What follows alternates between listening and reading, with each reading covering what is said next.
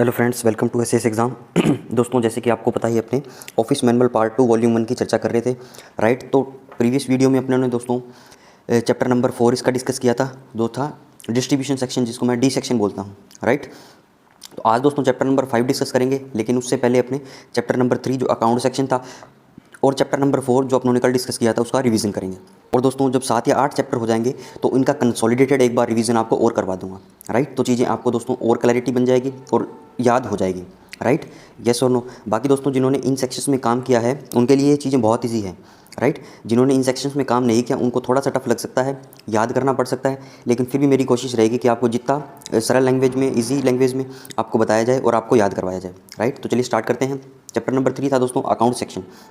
तो देखिए दोस्तों, जैसे कि अकाउंट सेक्शन, नाम ही इसका अकाउंट सेक्शन है, तो अकाउंटिंग से रिलेटेड इसमें काम होता होगा, राइट। मान लो आपको कोई टास्क दे दे, मान लो कोई क्वेश्चन आ गया, एमसीक्यू आ गया, और उसके अंदर ऐसा है कि कोई अकाउंटिंग से रिलेटेड बातें हैं, राइट। तो अकाउंटिंग से रिलेटेड अगर दोस्तों बातें हैं तो क्या आप अकाउंट सेक्शन टिक करके नहीं आओगे उसमें, राइट।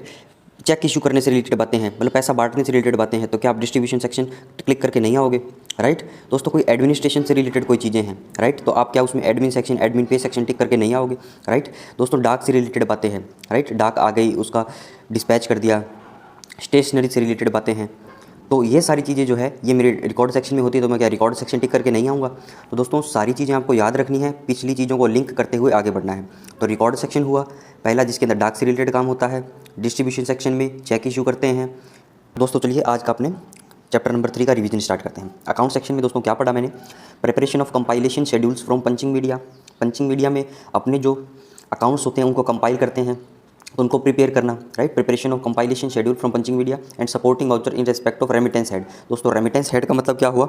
जिन कोड हेड्स में पैसा जमा कर रहा हूँ उनको मैं रेमिटेंस हेड बोलता हूँ, राइट। बहुत सारे दोस्तों सेक्टर पढ़े हमने, बहुत सारे हमने सब सेक्टर्स पढ़े, फिर उसके बाद मेजर हेड पढ़े, माइनर हेड पढ़े, सब हेड पढ़े, डिटेल हेड पढ़े। तो दोस्तों वो क्या थे? वो सारे रेमिटेंस हेड ही तो थे, राइट। तो उनको मैं बोलता हूँ जिनमें पैसा डाल रहा हूँ मैं, किसी भी हेड के अंदर अगर पैसा मैं डालूंगा तो उसको मैं क्या बोलता हूँ? Remittance head, as simple as that. तो वो सारा उसको कंपाइल करना पूरा डेटा को, तो ये किसका? अकाउंट सेक्शन का काम है। अगला है दोस्तों मेंटेनेंस ऑफ डीएचआर। डीएचआर का मतलब है डेप्ट हेड रजिस्टर।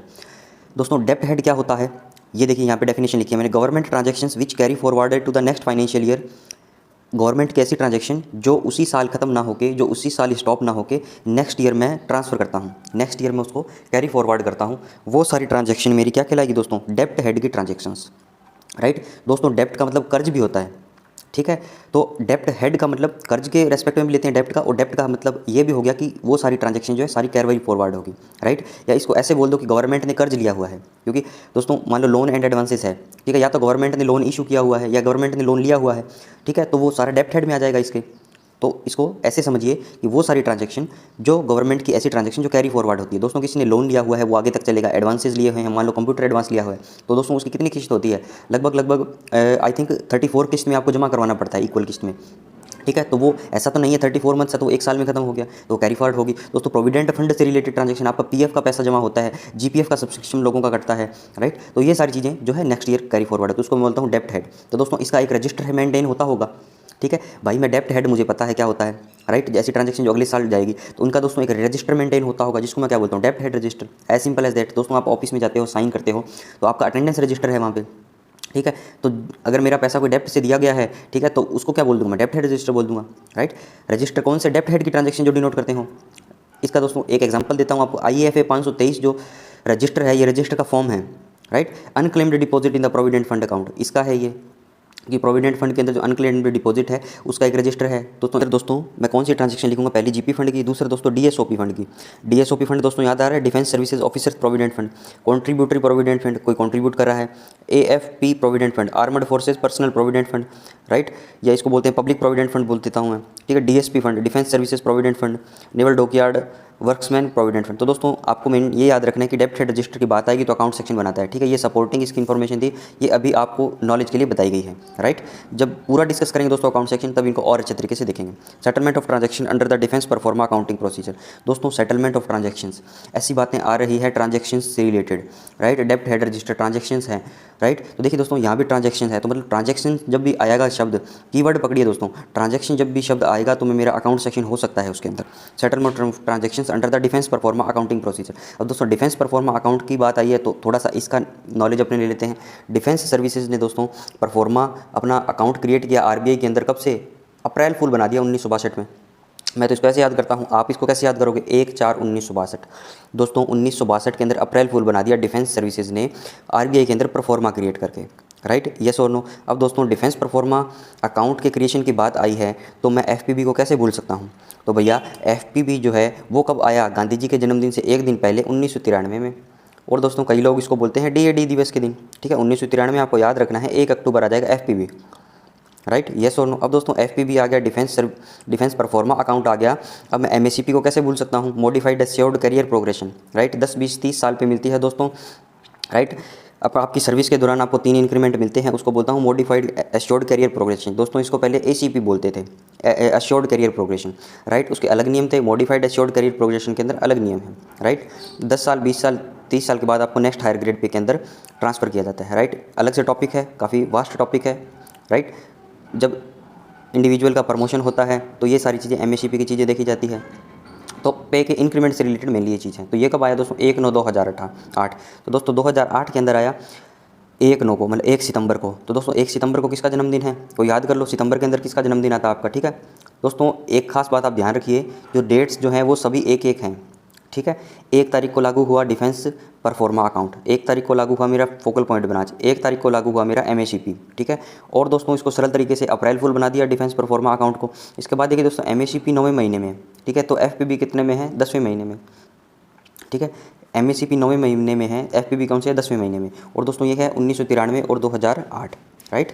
तो ये सारी चीज़ें आपको याद रखनी है। अब दोस्तों आपके एमसीक्यू के अंदर आप इसको एलिमिनेशन मेथड से भी कर सकते हो, राइट? कैसे? मान लो डिफेंस परफॉर्मा अकाउंट आ गया, फोकल पॉइंट ब्रांच आ गया और एमएससीपी आ गया, ठीक है? तो आपको तीनों का पता है कि मेरी 1 तारीख होती है, ठीक है? मान लो आप पीछे वाला भूल गए, तो दोस्तों 1 तारीख वाले मान लो A B C D 4 option हैं, तो आप इसमें जो जिसमें 1 तारीख नहीं है उसको एलिमिनेट कर दो, मान लो 2 ऑप्शन रिमूव हो गए, ठीक है? या मान लो एक ही ऑप्शन रिमूव हुआ। फिर दोस्तों देखिए आप एफपीबी जो है 1993, फिर इसको ईयर से काट दीजिए, फिर दोस्तों मंथ से काट दीजिए, ठीक है? तो कई बार दोस्तों आपको ऐसा मिलेगा कि मान लो आप तारीख से ही पकड़ जाओगे इसको, राइट?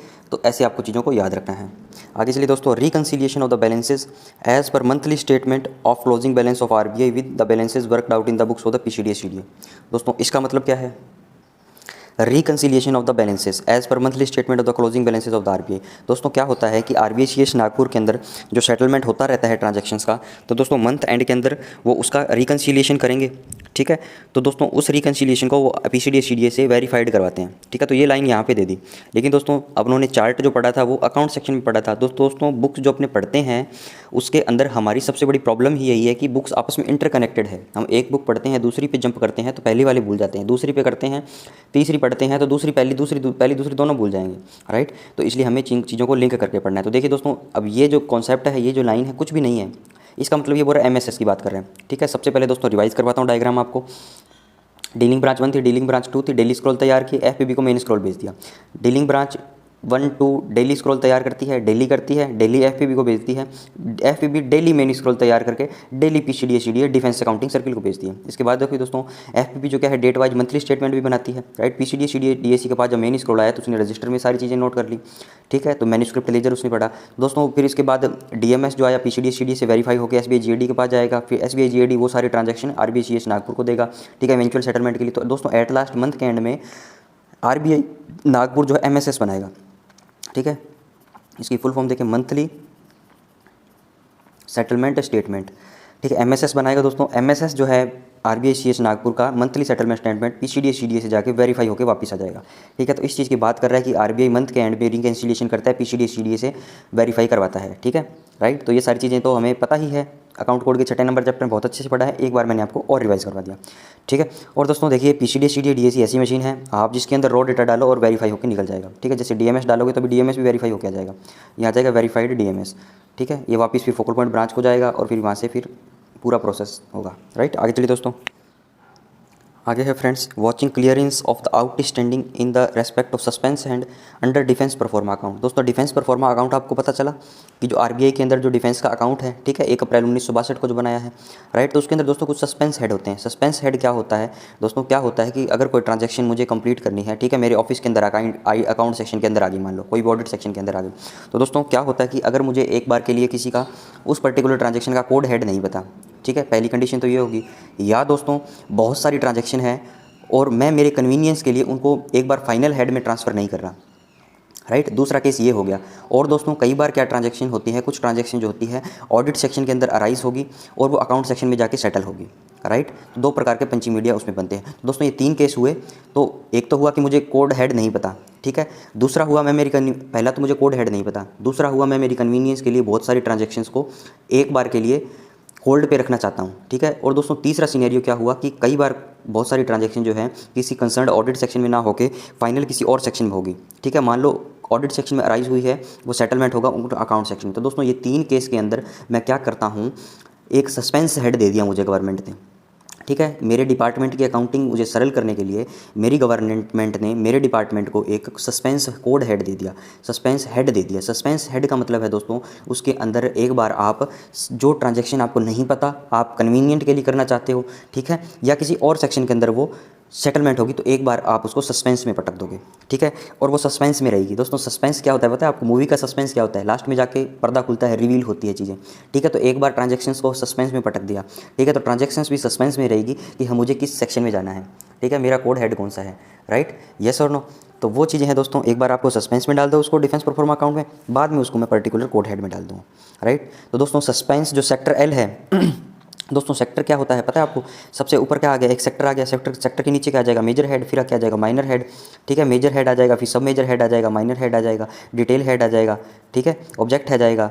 इस प्रकार से दोस्तों अपनों ने 6 टायर क्लासिफिकेशन में पढ़ा था। तो सबसे ऊपर दोस्तों सेक्टर होता है एक, ठीक है। तो उस सेक्टर के अंदर दोस्तों सेक्टर जो एल है, और सेक्टर को दोस्तों अल्फ़ाबेट से डिनोट करता हूँ मैं, राइट। सेक्टर को दोस्तों मैं अल्फ़ाबेट से डिनोट करता हूँ। तो सेक्टर एल जो है, जो एल अल्फ़ाबेट के अंदर आता है, वो सस्पेंस एंड मिसलेनियस के कोड हेड इसके अंदर दिए गए हैं, ठीक है। तो दोस्तों सेक्टर एल के अंदर सस्पेंस और मिसलेनियस के कोड हेड दिए गए हैं। तो वो कुछ एग्जांपल ये हैं, ठीक है। पूरी लिस्ट देखनी है तो दोस्तों डिफेंस अकाउंट कोड के चैप्टर नंबर 6 में जाइए, आपको मिल जाएगी, राइट। तो दोस्तों कुछ मैं आपको एग्जांपल देता हूँ, जैसे रेमिटेंस इनटू बैंक है, ठीक है, ये एक सस्पेंस का है। ट्रेजरी रेमिटेंस इनटू बैंक या ट्रेजरी ऑब्लिक है। चेक्स एंड बिल्स का है। पे अकाउंट्स ऑफिसर इलेक्ट्रॉनिक एडवाइसेस है। RBI reserve bank suspense classified unclassified है। और पब्लिक सेक्टर बैंक सस्पेंस है। तो दोस्तों ये कुछ सस्पेंस के एग्जांपल है, ठीक है। तो आपको सवाल कैसे आएगा कि सस्पेंस के ऊपर वॉचिंग क्लियरेंस करनी है, या ऐसे बोल देगा कि watching clearance of outstanding in respect of suspense head under defence pro forma account dealt by which section, ठीक है।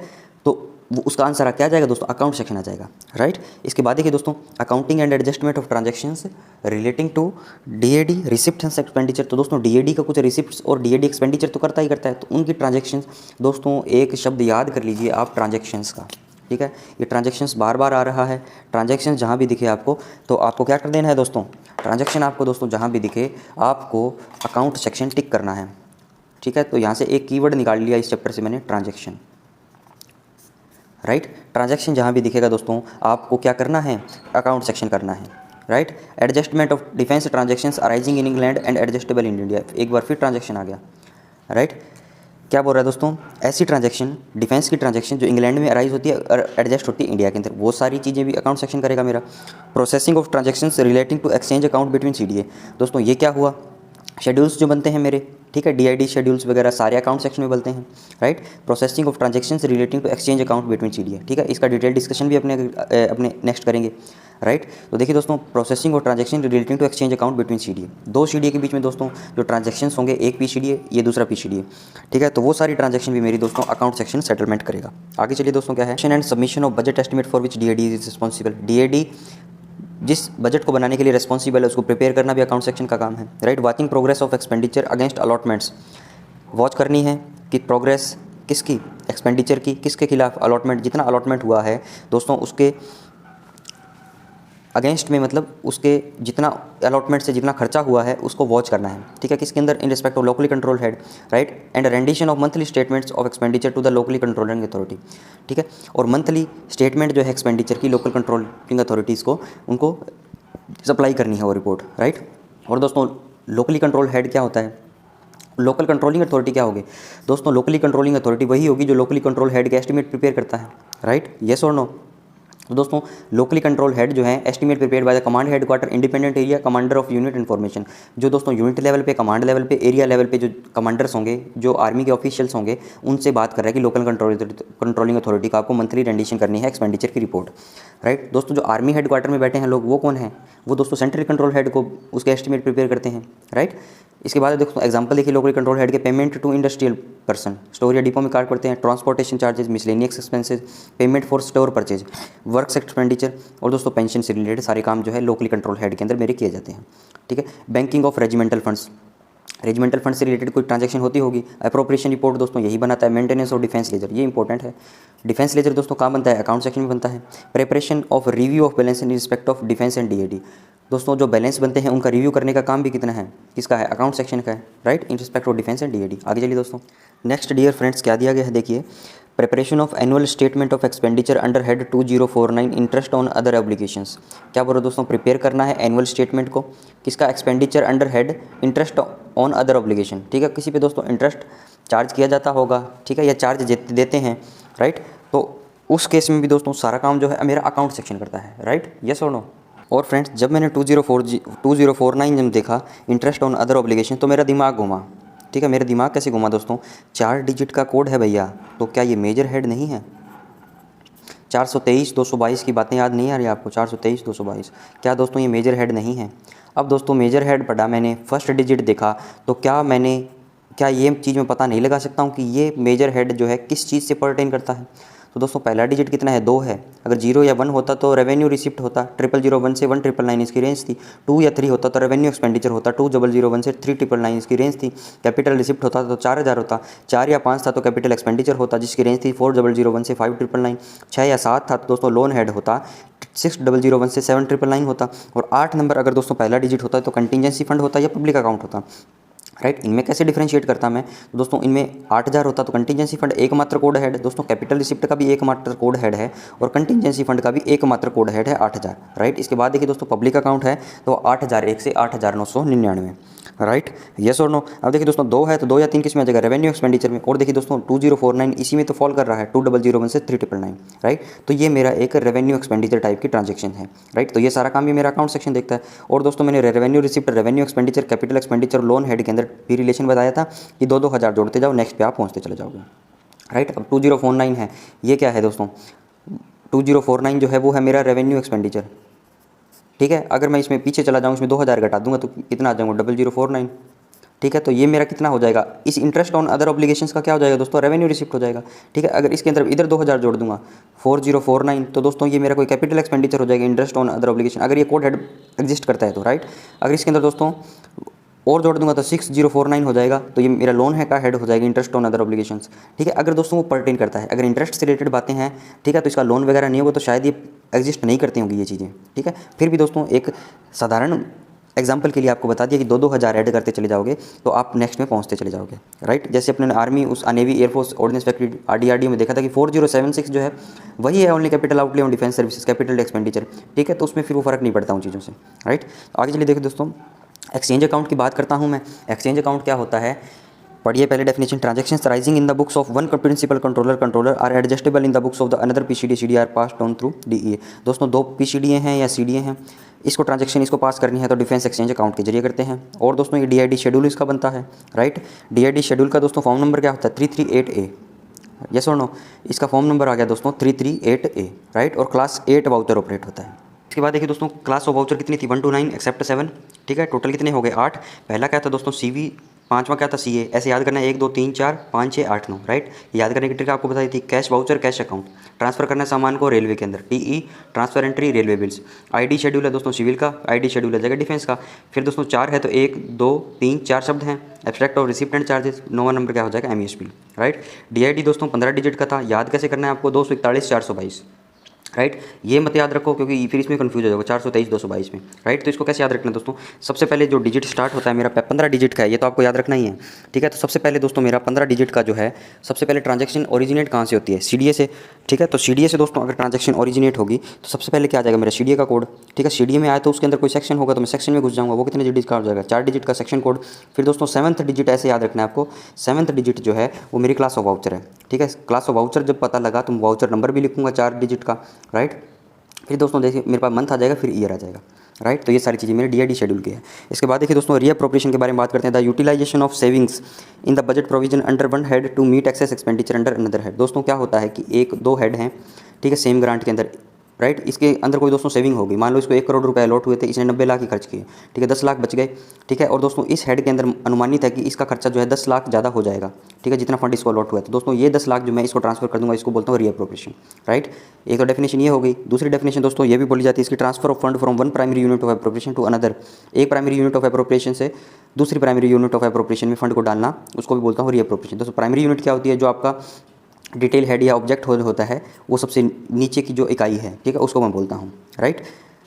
आगे चलिए दोस्तों, ओनली एक्सपेंडिचर हेड पर लागू होता है दोस्तों, रिसिप्ट हेड पे लागू नहीं होगा, ठीक है। ऐसा नहीं है कि रिसिप्ट आपको एक दूसरे से हेड में रीअप्रोप्रिएट कर दो दोस्तों, ओनली एक्सपेंडिचर पे लागू होगा। Can be done before expiring of the financial year before 31 मार्च से पहले आप रीअप्रोप्रिएशन ऑफ द फंड्स कर सकते हो, राइट। आगे चलिए दोस्तों, आगे फ्रेंड्स डिसबर्समेंट सेक्शन का रिवीजन करते हैं। To arrange for cash assignments on treasuries and the banks in favour of disbursing officer authorised to make payment. दोस्तों क्या होता है, कैश असाइनमेंट का अरेंजमेंट करवाना है तो मेरा डिसबर्समेंट सेक्शन करता है। ऐसे याद रखिए, कैश असाइनमेंट का अरेंजमेंट करवाना है तो मेरा डिसबर्समेंट सेक्शन करता है। और दोस्तों कैश असाइनमेंट में क्या होता है कि पैसा दे रहा हूँ मैं किसी को, ठीक है, वो चेक के जरिए ना देके, मैं CMP के जरिए ना देके उसको कैश असाइनमेंट के रूप में दे दूंगा, ठीक है। तो वो सारे काम दोस्तों, पैसे बांटने का काम कौन करेगा, डिसबर्समेंट सेक्शन, ठीक है। आपके घर में जो डिसबर्समेंट सेक्शन है, आप उसी से पैसे लेते थे पहले, ठीक है। आप आज तो मान लो आपकी जॉब है, कमाने लग गए, ठीक है, उससे पहले दोस्तों आपका डिसबर्समेंट सेक्शन कौन था घर पे, ठीक है।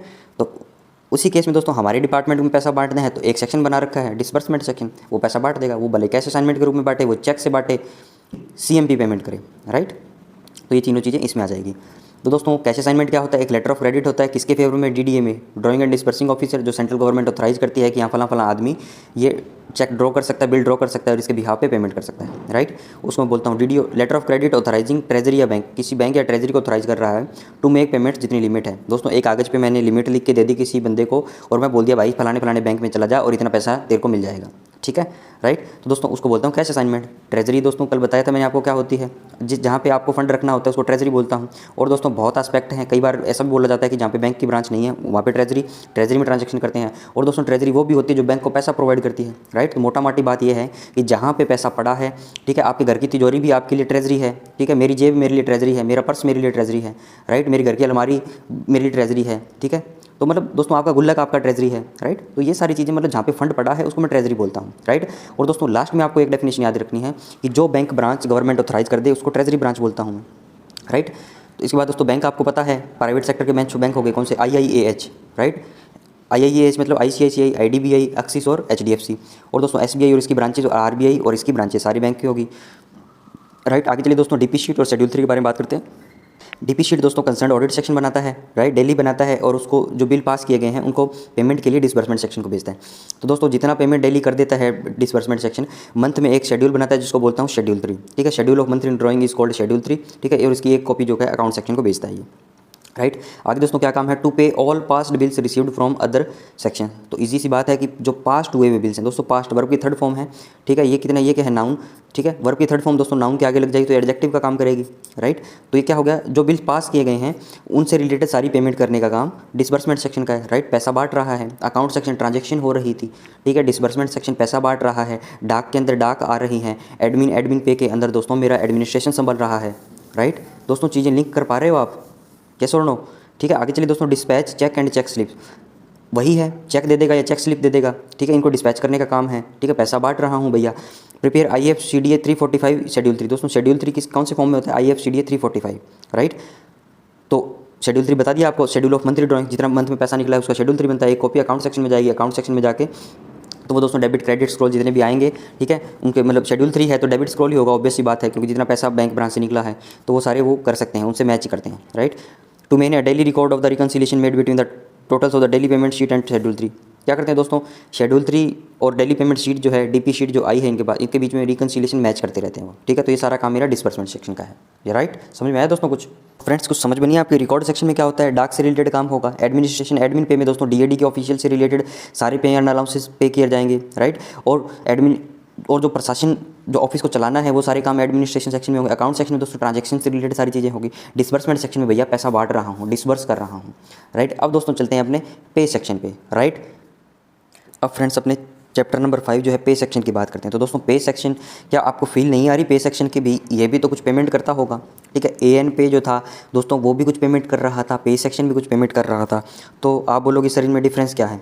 तो दोस्तों डिफरेंस यही है कि जो एडमिनिस्ट्रेशन और एडमिनिस्ट्रेटिव पे सेक्शन था वो डीएडी ऑफिशियल से रिलेटेड सारी ट्रांजेक्शन करता था, ठीक है। और दोस्तों ये पे सेक्शन जो है कुछ ट्रांजेक्शन तो वो करता है, ठीक है, गैजेटेड ऑफिसर्स की मैंने पढ़ाया था आपको, ठीक है। लेकिन दोस्तों उसके अलावा जो है जो डिफेंस सिविलियंस जो हैं, जो अदर डीएडी ऑफिसर्स के अलावा जो लोग हैं उनकी ट्रांजैक्शंस में ज़्यादा पार्टिसिपेट करता है ये पे सेक्शन, ठीक है। कौन कौन सी है देखिए, to pay salary and other dues as per entitlement on the due dates. दोस्तों इसका ऑब्जेक्टिव क्या है कि सैलरी को पे करना, अदर ड्यूज़ जो किसी को एंटाइटल्ड है उनकी ड्यू डेट्स तक उसको पेमेंट पहुँचा देना, ठीक है। कौन कौन से देखिए, पर payment and audit of all claims pertaining to, payment करता है, ऑडिट करता है किसकी, सभी क्लेम्स की जो किससे पर्टेन करते हैं, पर्टेनिंग टू पे एंड अलाउंसेस, ठीक है, किसके, of civilian gazetted officers and establishment, right, civilian gazetted officers and establishment.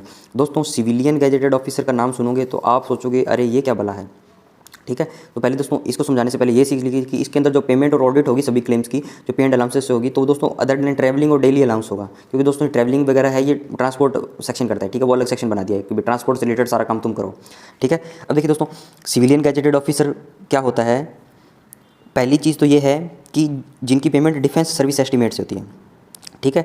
और दोस्तों ध्यान दें डीएडी वाले नहीं हैं क्योंकि हमारी सिविल एस्टीमेट से पेमेंट होती है, राइट। तो दोस्तों सिविलियन गैजेटेड ऑफिसर्स के संदर्भ में आपको क्या समझना है, एक तो सिविलियन है, ठीक है, वो आर्मी नेवी एयरफोर्स का बंदा नहीं है, ठीक है, आर्मड फोर्सेस का बंदा नहीं है वो, राइट। और दोस्तों वो डीएडी का बंदा भी नहीं है, ठीक है, राइट, क्योंकि दोस्तों डीएडी का ऑफिशियल होता उसको सिविलियन गैजेटेड ऑफिसर बोलता तो उसकी तनख्वाह जो सिविल एस्टीमेट से आती, ठीक है।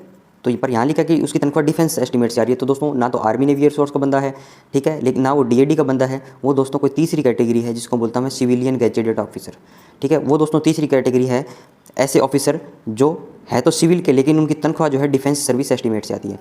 जैसे ही दोस्तों मैंने इंडस्ट्रियल पर्सन आपको बताया था, वो है तो सिविलियन, वो फौजी नहीं है दोस्तों, लेकिन उनकी तनख्वाह जो है वो डिफेंस सर्विस एस्टीमेट से आती है। दोस्तों इसकी और क्लैरिटी आपको नेक्स्ट स्लाइड्स में मिलेगी, ठीक है। तो दोस्तों गैजेटेड नॉन गैजेटेड की बात आई तो अपने डीएडी के ऑफिशियल्स की देख लीजिए क्या क्या पोजीशन है। एस्टैब्लिशमेंट है दोस्तों, गैजेटेड नॉन गैजेटेड दो भाग में बांटा गया है, ग्रुप ए बी सी की सर्विस है, ठीक है। तो ग्रुप ए के अंदर दोस्तों IDAS SAO, ग्रुप बी के अंदर AO WO Hindi officer senior personal assistant, और दोस्तों नॉन गैजेटेड में क्या क्या है, senior auditor, auditor, clerk, typist, DEO, steno, MDS, right. आगे चलिए दोस्तों। तो फ्रेंड्स इस चार्ट के अंदर मैंने वही बताया था कि जो सिविलियन गैजेटेड ऑफिसर है दोस्तों वो आर्मी नेवी एयरफोर्स के बंदे नहीं हैं, राइट, क्योंकि आर्मी नेवी एयरफोर्स जो है उनको सिविलियन नहीं बोलते, ठीक है, उनको आर्मड पर्सोनल बोलता हूँ, राइट, मैं आर्मी के ऑफिशियल्स बोलता हूँ, राइट, सिविलियन नहीं होते वो, सिविल की नहीं है उनकी जॉब, राइट।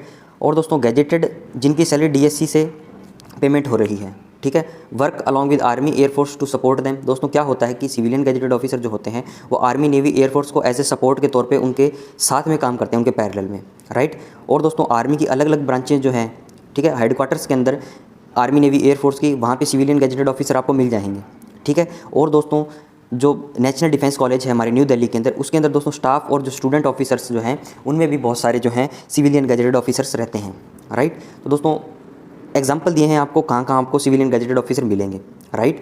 अगर आपके आसपास हैं कोई तो आप उसका कमेंट्स में जवाब दे सकते हो, आप किसी से मिले हो तो सिविलियन गैजेटेड ऑफिसर से, राइट। आगे देखिए दोस्तों डेटा कैप्चरिंग। अब दोस्तों आपने क्या कौन सा पढ़ रहे हैं, पे सेक्शन, ठीक है, तो ये आपको दिमाग में रखना, पे सेक्शन पढ़ रहे हैं, अभी तक अपने 4 सेक्शन पढ़ लिए हैं, 5वां सेक्शन है, right. Data capturing task of general provident fund contribution, दोस्तों GPF की बात कर रहा है ये, ठीक है, डेटा कैप को कैप्चर करना है, टास्क है ये। GPF का contribution is respect to non DAD defence civilians. अब देखिए दोस्तों नॉन DAD डिफेंस सिविलियंस का मतलब यही हुआ कि जो DAD वाले नहीं हैं और डिफेंस सिविलियन हैं और जिनकी पेमेंट डिफेंस सर्विस एस्टीमेट से पे होती है, राइट।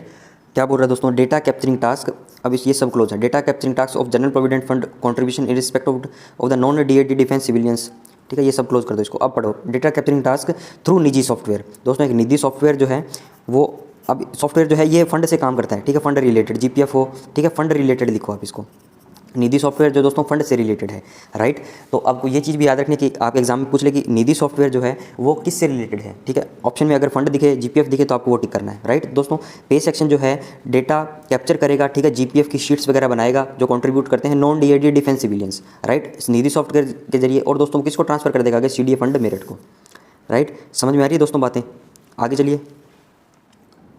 और दोस्तों आगे क्या बोल रहा है कि पे अकाउंट सेक्शन है, इसका PCDA CDA ऑफिस का परफॉर्म करता है, performs the duties of pay account office, principal account office, ठीक है, प्रिंसिपल अकाउंट ऑफिस की ड्यूटी परफॉर्म करता है और पे एंड अकाउंट्स ऑफिस की ड्यूटी परफॉर्म करता है under the system of NPS ठीक है, नेशनल पेंशन सिस्टम जिसको पहले बोलते थे NPS, new pension system, new pension scheme, sorry. ठीक है, किसका करता है दोस्तों? डिफेंस सिविलियंस का, for home pay and allowances are paid by them. दोस्तों डिफेंस सिविलियन से रिलेटेड सारी जो ट्रांजेक्शन है मेरी पे सेक्शन में होती है। ठीक है, उनका पे एंड अलाउंसेज के लिए एज ए ये प्रिंसिपल अकाउंट ऑफिस काम करता है। ठीक है, उनका पीएओ के रूप में काम करता है, राइट। तो ये इसके अंदर बताया गया है। अब देखिए दोस्तों, मैं आपको एक प्रैक्टिकल एग्जाम्पल पे ले जाना चाहता हूँ।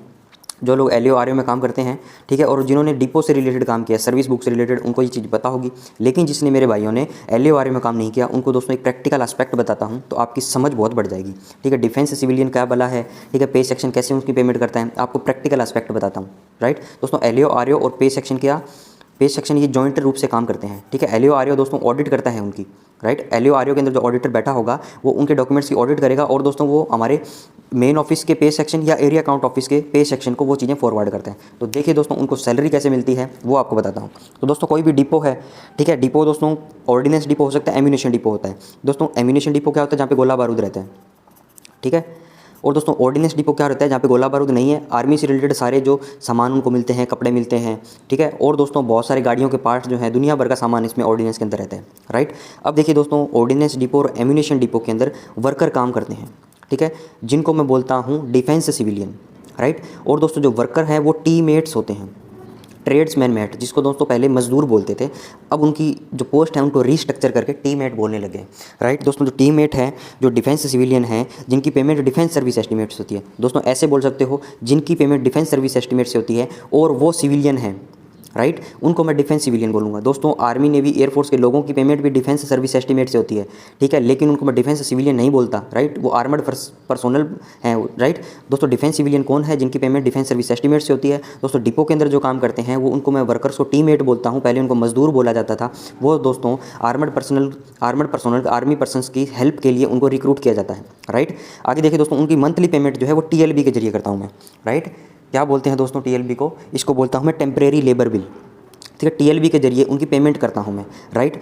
क्या होता है दोस्तों प्रोसेस? मंथ के स्टार्टिंग में दोस्तों वो सीआर भेजते हैं, कैश रिक्विजिशन, राइट। उनके मान लो किसी एग्जांपल के लिए किसी एम्यूनेशन डिपो के अंदर 100 वर्कर काम कर रहे हैं, ठीक है, और दोस्तों प्रत्येक की तनख्वाह मान लो कितनी भी हो सकती है, ठीक है, 30-40 हज़ार रुपये जितनी भी, मान लो इनका मंथली 1 करोड़ रुपए का एक्सपेंडिचर है, ठीक है, अदर अलाउंस से सारे मिला के। दोस्तों मंथ के स्टार्टिंग में दोस्तों वो सीआर भेज देंगे, चेक कैश रिक्विजिशन मतलब उतना पैसा उनको चाहिए, ठीक है, 1 करोड़ रुपए की सीआर भेज दी, एलओ ने ऑडिट कर दिया उसका, और वो पे सेक्शन को फॉरवर्ड कर दी। तो दोस्तों पे सेक्शन क्या करेगा? उस पर्टिकुलर डिपो के, उस पर्टिकुलर यूनिट के पब्लिक फंड अकाउंट के अंदर दोस्तों 1 करोड़ रुपया ट्रांसफर कर देगा, राइट। और दोस्तों 1 करोड़ रुपये उन्होंने ट्रांसफर कर दिया, और दोस्तों मंथ के एंड के अंदर जो टीएलबी बनेगी, जो मैंने अभी बताया था, टीएलबी टेम्परेरी लेबर बिल, उसके साथ दोस्तों उनका चेक रोल रहता है। चेक रोल मतलब इंडिविजुअल का नाम होगा, वो कितने दिन प्रेजेंट रहा है, कितने दिन एब्सेंट रहा है, कितने दिन मेडिकल की छुट्टी पे, तो ये सारा सामान दोस्तों टीएलबी के साथ एलओ ऑफिस में आता है, ठीक है, पूरा बंच बन के 1 महीने का, राइट। तो दोस्तों टीएलबी आएगी along with check roll LO के पास, तो दोस्तों एलओ उसको वेरीफाई करता है, राइट। और दोस्तों उसके अंदर पेमेंट करी गई होती है, तो दोस्तों हम स्क्रूटनाइज करते हैं कि पेमेंट गलत तो नहीं हुई, ठीक है, गलत हुई है तो उसको एडजस्टमेंट करते हैं, अगले महीने की पेमेंट काटते हैं अपने, राइट। तो दोस्तों ये सारी चीज़ें जो एलओ में आएगी, एलओ वेरीफाई करेगा, ठीक है, और उसको दोस्तों पे सेक्शन को फॉरवर्ड कर देगा, राइट। और दोस्तों 1 करोड़ रुपये इनको पहले भेजा था, ठीक है, मान लो 90 लाख का पेमेंट हो गया, तो 10 लाख रुपये वो दोस्तों एमआरओ के जरिए वापस उसी अपना उस पर्टिकुलर कोड हेड में जमा करवा देंगे, राइट। समझ में आए दोस्तों बातें? टीएलबी के जरिए आईपीएस को, इंडस्ट्रियल पर्सन को पेमेंट होती है, सीआर भेजते हैं, ठीक है, सीआर जो है दोस्तों एलओ ऑडिट करके पे सेक्शन भेजेगा, मंथ एंड के अंदर दोस्तों टीएलबी आएगी चेक रोल से, और दोस्तों एलओ उसको वेरीफाई करके पे सेक्शन को इंटीमेट कर देगा, राइट। इसके बाद देखिए दोस्तों, मीन्स पे एंड अलाउंसेस पेड बाय पे सेक्शन, करेक्ट आपको ये निकालना है, ठीक है। ये समझ में नहीं भी आया तो भी कोई दिक्कत नहीं है, क्योंकि हमें तो पे सेक्शन का काम पड़ रहा है ना, तो मतलब पे एंड अलाउंसेस जो हैं वो पे कर रहा है पे सेक्शन, राइट। मोटा मोटी बात ये है। आगे चलिए दोस्तों, और दोस्तों एक बात और सुन लीजिए, डिफेंस सिविलियन के केस में, पे सेक्शन के केस में, अगर दोस्तों डीए बढ़ता है आपका, ठीक है, मान लो अभी 34% चल रहा है, कल को 37% हो जाएगा, ठीक है, पहले 31% था, ठीक है, पहले 28% था, जितना भी था, तो दोस्तों जो ड्यू ड्रॉन स्टेटमेंट बनती है, पहले 31% था, अब 34% हो गया, 3% का इंक्रीमेंट मिलेगा, ठीक है। तो वो दोस्तों वो सारी चीज़ें भी जो है डिफेंस सिविलियन के केस में पे सेक्शन का ऑडिटर काम करता है वो सारी चीज़ें पे, ठीक है, राइट। समझ में आई दोस्तों बातें? तो वो सारा काम पे सेक्शन। आगे देखिए दोस्तों, सप्लीमेंट्री पे बिल्स के बारे में बात करता हूँ। अप्रैल 2009 और अप्रैल 2013 के अंदर ये पूछा गया है आपसे, राइट। तो सबसे पहले दोस्तों 361 नंबर पैरा में क्या लिखा गया? Arrears of pay are not drawn in ordinary month bills but in supplementary pay bills. क्या बोल रहा है दोस्तों? जो पे का एरियर है, ठीक है, जैसे अभी मैंने बताया डीए इंक्रीज हो गया, पे कमीशन लागू हो गया, ठीक है, तो आपको एरियर मिलेगा पे का, वो ऑर्डिनरी मंथली बेस में तो नहीं मिलेगा आपको, उसको सप्लीमेंट्री पे बिल आपको बनाना पड़ेगा, right. The amount claimed for each month being entered separately with quotation of the bill from which the change is omitted और विद हेड। क्या बोलते हैं दोस्तों? प्रत्येक मंथ का कोटेशन बनाएंगे, एक शीट बनाएंगे जिसके अंदर दोस्तों आपको कितना पेमेंट मिला और कितना एक्सक्लूड हुआ, कितना विद हेल्ड है, वो सारी डिटेल इसमें लिखेंगे। ठीक है, तो ये सारा काम दोस्तों किसका है, पे सेक्शन का सप्लीमेंट्री पे बिल बनाने का, right. On which it was refunded by deduction, ठीक है, with reference to the treasury receipt on it was created to the government to any special order of competent authority granting annual allowance और एंटीसीडेंटेड promotion. दोस्तों क्या बोलता है कि supplementary पे बिल है, ठीक है, आपको प्रमोशन मिल गया, ठीक है, लेकिन आपकी पे इंक्रीमेंट नहीं हुई उस टाइम से, तो दोस्तों वो 3-4 महीने का जितना टाइम होगा, तो जितनी आपको गैप होगा, आपकी जितनी पे मिली और आपको जितनी मिलनी थी, वो सारा सप्लीमेंट्री पे बिल में लगा दो। ठीक है, कॉम्पिटेंट अथॉरिटी ने कोई अलाउंस आपको नया जनरेट करके दिया है, ठीक है, तो वो सारी चीज़ें लगा दो। ठीक है, और दोस्तों क्या हुआ कि गवर्नमेंट को कोई एक्स्ट्रा पैसा आपको क्रेडिट कर दिया गवर्नमेंट ने, ठीक है, गवर्नमेंट के अकाउंट में, वो आपको चाहिए तो सप्लीमेंट्री पे बिल बनाना पड़ेगा। ठीक है, तो दोस्तों ये सारी चीज़ें जो है वो सप्लीमेंट्री पे बिल के अंदर देखते हैं और मेरा पे सेक्शन इस चीज़ों को बनाता है, राइट। आगे चलिए दोस्तों। अब आगे फ्रेंड्स, जिनको अभी डिफेंस सिविलियन का नहीं पता चला, आर्मी पर्सोनल, ठीक है, तो एक चार्ट के जरिए थोड़ी सी और क्लैरिटी आपके अंदर बनाना चाहता हूँ। दोस्तों 2 प्रकार की हमारे रैंक रहती है, एक तो ऑफिसर ग्रेड की, एक ओआर ग्रेड की, जिसको अदर रैंक ग्रेड बोलता हूँ, राइट। तो ऑफिसर ग्रेड में दोस्तों डीएडी के, आर्मी के और सिविलियंस आते हैं, राइट। दोस्तों डीएडी के लोगों का सिविल एस्टीमेट से पेमेंट होगा, आर्मी और सिविलियन, जो सिविलियन गैजेटेड ऑफिसर बोल रहा था, उनको दोस्तों डिफेंस सर्विस एस्टीमेट से इनका पेमेंट होगा, राइट। ये दोस्तों आर्मड फोर्सेस के लोग हो गए, ये दोस्तों सिविलियन गैजेटेड ऑफिसर होंगे जो आर्मी, नेवी, एयरफोर्स की सपोर्ट में लोग रहते हैं, ठीक है, इनकी ब्रांचेस के अंदर रहते हैं दोस्तों, कॉलेजेस के अंदर बहुत सारे रहते हैं, तो उनसे रिलेटेड सारा जो काम है वो पे सेक्शन करता है और वो दोस्तों डिफेंस सर्विस एस्टीमेट से उनको पेमेंट जाती है। दोस्तों ओआर ग्रेड के अंदर डीएडी, आर्मी और सिविलियन हो गए ओआर के, राइट। ओआर ग्रेड में दोस्तों डीएडी के दोस्तों सिविल एस्टीमेट से जिनकी पेमेंट जाती है, senior auditor, auditor, clerk, MTS सारे हो गए ओआर ग्रेड में, राइट। ऑफिसर ग्रेड के अंदर दोस्तों कौन, आईडीएस आ जाएगा, एसईओ आ जाएगा, एओ आ जाएगा, ठीक है, वो सारे लोग हो गए। तो दोस्तों आर्मी के अंदर ओआर कौन सा होगा, कोई हवलदार हो गया, कोई सूबेदार हो गया, नायब सूबेदार हो गया, ठीक है, तो वो सारे लोग आ जाएंगे। दोस्तों सिविलियन के अंदर, ओआर के अंदर डिफेंस सिविलियन बोलता हूँ उसको मैं, सिविलियन है दोस्तों ओआर, उसको डिफेंस सिविलियन बोलता हूँ। तो उसके अंदर भी दोस्तों 2 कैटेगरी है, आईपी और एनआईपी, ठीक है। दोस्तों इंडस्ट्रियल पर्सन जो है, टीमेट है, वो पहले उनको लेबर बोला जाता था, ठीक है, मजदूर बोला जाता था। आजकल दोस्तों उनका नाम रिस्ट्रक्चर करके टीमेट कर दिया, ट्रेड्समैन मैट, ठीक है। ये भी दोस्तों आर्मी, नेवी, एयरफोर्स को सपोर्ट करते हैं, इनके ऑफिसर भी सपोर्ट करते हैं, राइट। और दोस्तों कुछ एनआईपी भी रहते हैं, नॉन इंडस्ट्रियल पर्सन, दोस्तों जो ऑफिस वर्क को संभालते हैं किसी भी यूनिट के, राइट। दोस्तों आर्मी के जवान्स भी होते हैं ऑफिस वर्क संभालने के लिए, कुछ एनआईपीज़ को भी रिक्रूटमेंट किया जाता है, राइट दोस्तों। और जो एनआईपी जो है मेनली आईपी के सर्विस बुक और इनसे रिलेटेड डॉक्यूमेंट को संभालते हैं, राइट। तो दोस्तों कुछ स्ट्रक्चर समझ में आया आपको। ऑफिसर में 3 हो गए, 2 को डिफेंस सर्विस एस्टीमेट से, ओआर में 3 हो गए, 2 को डिफेंस, इन दोनों को दोस्तों, इन सबको डिफेंस सर्विस एस्टीमेट से मिल रहा है पैसा, ठीक है, इनको सिविल एस्टीमेट से मिल रहा है डीएडी वालों को। आगे चलिए दोस्तों। अब फ्रेंड्स क्लासिफिकेशन की बात करता हूँ। क्लासिफिकेशन में मतलब है दोस्तों, कोई भी ट्रांजैक्शन अराइज हुई तो उसको प्रॉपर हेड के अंदर ट्रांसफर कर देना, राइट। दोस्तों 408 के अंदर क्या बता रहा है, ईच पे बिल और other claim will be separately classified by the auditor concerned to the exact head of account.